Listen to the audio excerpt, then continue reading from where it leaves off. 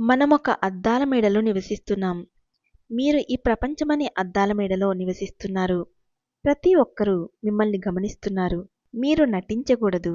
మీరు సహజమైన జీవనాన్ని గడపాలి. కాబట్టి ఇతరులు మీ వైపు చూసే విధంగా మీరెందుకు ప్రవర్తించకూడదు? మీ ముఖంలో ఆనందాన్ని వాళ్ళెందుకు చూడకూడదు? మీ మంచి లక్షణాలన్నీ మీ విచారవదనం లోపల కప్పబడిపోయాయి. మీ నడవడిని ఇతరులు కేవలం గమనించడమే కాదు, మీరు కూడా వాళ్ళు ఎలా ప్రవర్తిస్తున్నారో అధ్యయనం చేస్తున్నారు. చుట్టూ ఉన్న వాళ్ళని నిరంతరం గమనించిన ఫలితంగా వాళ్ళతో మిమ్మల్ని మీరు పోల్చుకోవడం మూలంగా మీరు విపరీత మనస్థితుల్లోకి జారుకుంటున్నారు. లేదా ఈ ప్రపంచంలో ఒకళ్ళు ఎదుర్కొంటున్న అంతులేని కష్టాలను గురించి మీరు విచారపడుతున్నారు. విపరీత మానసిక స్థితులు తరచుగా పరిసరాల ప్రభావపు ఫలితం. మన చుట్టూ ఉన్న ప్రపంచం వల్ల ప్రతి ఒక్కరూ వేరువేరు విధాలుగా ప్రభావితులవుతారు.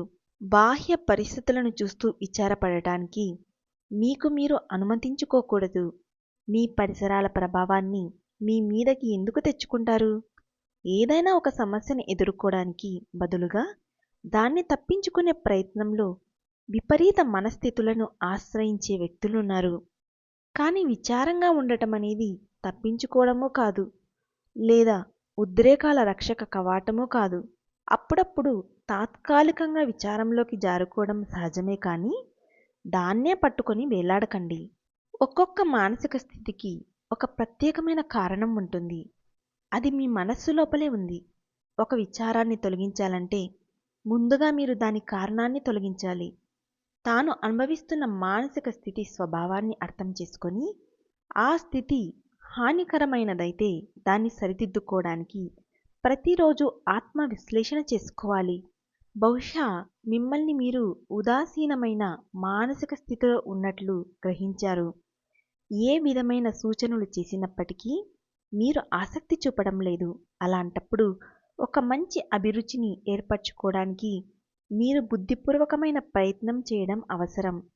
ఉదాసీన స్థితిని గురించి జాగ్రత్త పడండి. అది మీ సంకల్పశక్తి చచ్చుబడేలా చేసి జీవితంలో మీ పురోగతి మొద్దుబారేలా చేస్తుంది. బహుశా మీ విచారం అనారోగ్యం గురించిన నిరుత్సాహం కావచ్చు. నేనిక ఎప్పటికీ తిరిగి ఆరోగ్యంగా కాలేనని భావించడం వల్ల కావచ్చు. మీరు ఆరోగ్యానికి, చురుకుదలకు, నైతిక జీవితానికి దారి చూపే సరైన జీవన నియమాలను ఆచరించడానికి ప్రయత్నించాలి.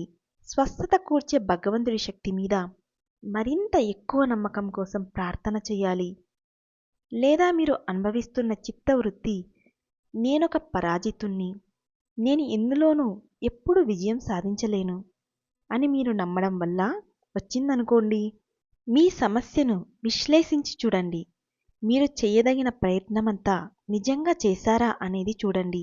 అమెరికా సంయుక్త రాష్ట్రాల అధ్యక్షుడు చేసే కఠినమైన శ్రమను గురించి ఆలోచించండి. 48 రాష్ట్రాలను ఇంకా ఇతర దేశాలను సంతోషంగా ఉంచడానికి ఆయన కృషి చేయాలి. ఒక మనిషి అంతటి విషయాన్ని అర్థం చేసుకొని అంతటి పనిని తలకెత్తుకోవడం అనేది సాధ్యమా అనేది విస్మయాన్ని కలుగజేస్తుంది. ఒక సాధారణ మానవుడికి అధ్యక్షుడికి మధ్య పనిచేసే సామర్థ్యంలో అంత తేడా ఉన్నప్పుడు అధ్యక్షుడికి భగవంతుడికి అపరిమితంగా కార్యవ్యగ్రుడై ఉండేవాడికి మధ్య ఎంత గొప్ప తేడా ఉంటుందో. భగవంతుడు ఈ విశ్వం మొత్తాన్ని నడిపిస్తున్నాడు. ప్రతి చిన్న వివరంతో సహా మనం ఆయన ప్రతిబింబంగా సృష్టి అయ్యాము. కాబట్టి ఓటమి మనను గెలవడానికి మనం ఏ విధమైన సాకులు చూపకూడదు. కష్టపడి పనిచేయడానికి భయపడకండి. అది ఎవ్వరికీ ఎన్నడూ హాని చేయలేదు. ఏది ఏమైనా ఒకరు శాంతంగా పనిచేయడం, ఆలోచించడం నేర్చుకోవాలి. మీరు ప్రశాంతంగా కార్యనిమగ్నులైనప్పుడు మీరు చేయడానికి బయలుదేరిన దేన్నైనా మీరు పూర్తి చేయగలుగుతారు. ఎందుకంటే మనస్సు స్పష్టంగా ఉంది. సఫలత కోసం కావలసినంత కష్టపడకపోవడంతో పాటు చాలామంది మానసికంగా కావలసినంత చురుగ్గా ఉండరు. ఆలోచించకుండా ఉండటంలో వాళ్ళు ఎక్కువ సమయం గడుపుతారు. అది పని నుంచి విరామం అనుకుంటారు. ఏది ఏమైనా నిజమైన విరామంలో ఒకరు ప్రశాంతంగా మానసికంగా కార్యనిమగ్నులవుతారు. భగవంతుని గురించి తలుస్తూనో లేదా ఒక అందమైన ప్రశాంతమైన దృశ్యం గురించో లేదా ఏదైనా ఆహ్లాదకరమైన అనుభూతి గురించో ఆలోచిస్తూ ఉంటారు. ప్రశాంతమైన చక్కటి మానసికమైన కార్యనిమగ్నత కొత్త ప్రాణం పోస్తుంది. అయినా చాలామంది సృజనాత్మకమైన కృషిని అతి శ్రమతో తప్పుగా జతపరచి ఆందోళనతో కూడిన మానసిక అశాంత ధోరణిలో దాన్ని గురించి ముందుకు సాగుతారు. Thank you.